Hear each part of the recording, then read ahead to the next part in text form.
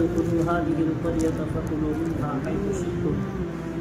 رغدا وادخلوا الباب سجدا وقولوا حطة نغفر لكم خطاياكم وسنزيد المحسنين۔ اور جب ہم نے کہا کہ اس گاؤں میں داخل ہو جاؤ اور اس میں سے کھاؤ جس کو تم چاہو اطمینان کے ساتھ، اور دروازے میں عاجزی کے ساتھ داخل ہو جاؤ اور مغفرت طلب کرتے ہوئے اور بخشش کہتے ہوئے داخل ہو جاؤ تو ہم تمہارے گناہوں کو معاف کریں گے اور نیکی کرنے والوں کے لیے زیادہ عطا کریں گے۔ اس آیت کے اندر بھی اللہ تبارک و تعالی نے میدان تیہ میں جس وقت بنی اسرائیل میدان تیہ میں پھر رہی تھی، اللہ تبارک و تعالی نے ان پر عذاب نازل کیا تھا، تو حضرت موسیٰ علیہ السلام کی دعا کی وجہ سے اللہ تعالیٰ نے انہیں کھانا عطا کیا، پانی عطا کیا، من سلویٰ نازل فرمایا اور نعمتیں عطا فرمائی۔ جب ان نعمتوں کو من سلویٰ کو کھا کر یہ اگتا گئے، اللہ تعالیٰ کی طرف سے نعمتیں مل رہی تھی، لیکن اس کو انہوں نے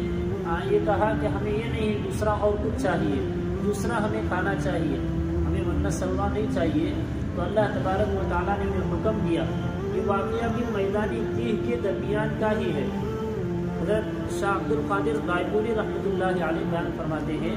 کہ یہ جو واقعہ ہوا ہے اس آیت کے اندر، یہ بھی میدان تیہ کے درمیان کا ہی ہے کہ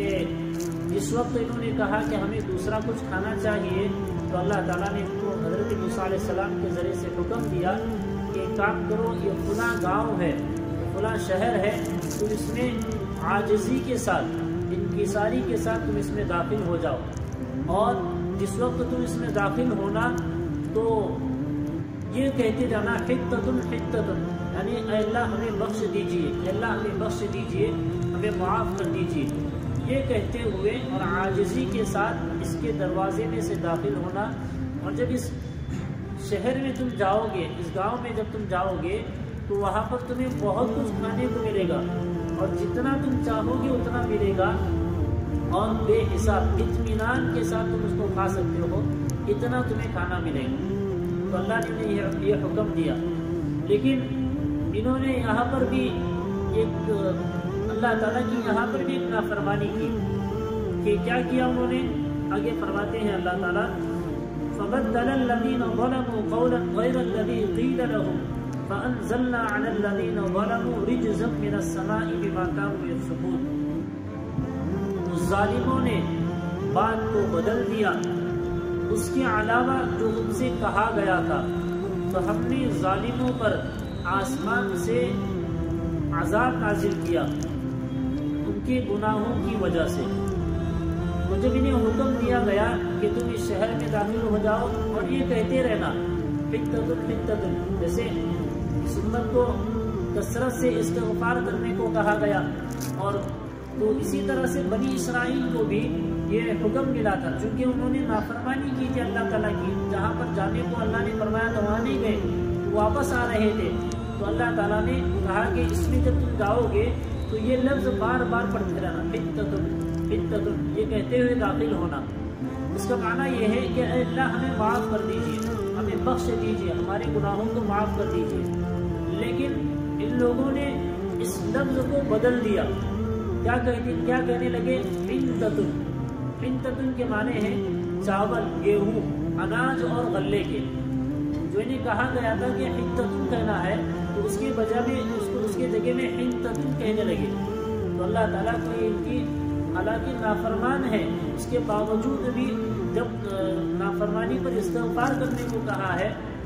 تو اس کے باوجود بھی مذاق اڑا رہے ہیں، اللہ تعالیٰ کے قول کا، اللہ کی بات کا مذاق اڑا رہے ہیں اور حنتتن کہہ رہے ہیں، جس کی وجہ سے اللہ تبارک و تعالیٰ نے ان پر عذاب نازل فرمایا آسمان سے۔ مفسرین فرماتے ہیں کہ عذاب کی شکل یہ ہوئی کہ ان میں طاعون کی بیماری پھیل گئی،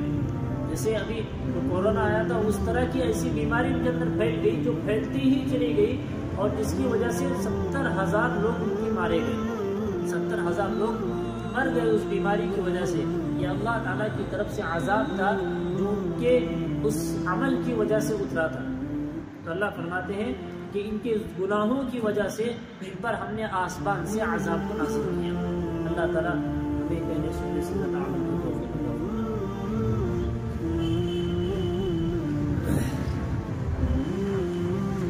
مسائل ہے، سب سے پہلے یہ کہ اگر ہمارا سفر کے متعلق مسائل ہیں یا اگر ہمارا کہیں پر جانے کا ارادہ ہو، سفر میں ہم چلے گئے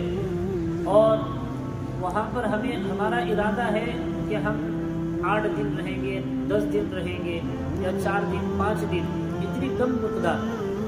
سفر کا جو جگہ ہے جیسے کولہاپور وغیرہ جو ایسی جگہ پر ہم چلے گئے